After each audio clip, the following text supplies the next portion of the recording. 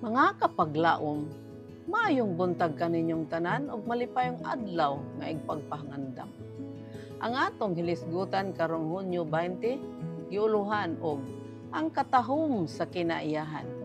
Ang atong teksto makita sa Salmo 111, 2 taman sa 4. Dagko ang mga buhat ni Yoba, ginapangita sa tanang mga nahamuot kanila.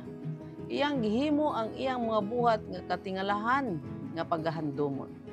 Kapag laom, ang Dios nga mihimo sa Eden nga puloy-anan sa una nga mga ginikanan makangangha sa katahom.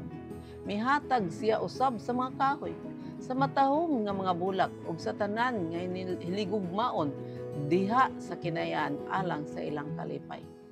Bisan asa kita mulingi, atong makita ang labaw nga pagkatahom. Bisan asa kita mulingi, madungog nato ang tingog sa Dios ug makita ang binuhat sa iyang mga kamot.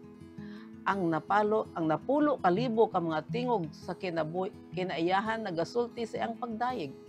Sa yuta, sa hangin ug langit, uban ang ilang katingalahang kadugom ug bulok nga nagalain-lain sa makabibihag nga nagkalahi nga bulok o humok nga pagsagol diha sa pagkahiniusa. Makita nato ang iyang himaya. Ang walay katapusang mga kabungturan nagsulti kanato sa iyang gahom. Ang mga kahoy nagawagayway sa ilang lunhaw nga bandera diha sa kahayag sa adlaw ug nagatudlo kanato pay taas ngadto sa ilang magbubuhat. Ang mga bulak nga nagapahamili sa yuta uban ang ilang katahom nagahunghong kanato mahitungod sa Eden ug nagapuno kanato sa paghandom sa walay paglubad nga katahom niini.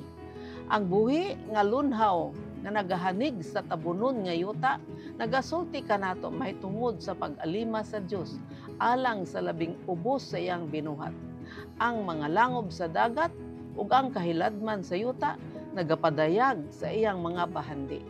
Siya nga nagabutang sa mga mutya diha sa lawod og sa amatista og sa krisolito sa taliwala sa mga bato may gugmaon sa kaanyag. Ang adlaw nga nagasidlak sa langit maoy nagrepresentar kaniya kinsang mao ang kahayag ug kinabuhi sa tanan nga iyang gibuhat. Ang tanan nga kasilaw og katahom nga nagadayan-dayan sa yuta ug nagapahayag sa kalangitan nagasulti bahin sa Dios.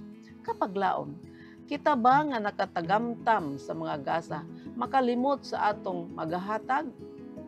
Atong tugutan nga sila hinuon, maoy magagiya kanato sa paghuna-huna sa kaayo sa Dios ug sa iyang gugma.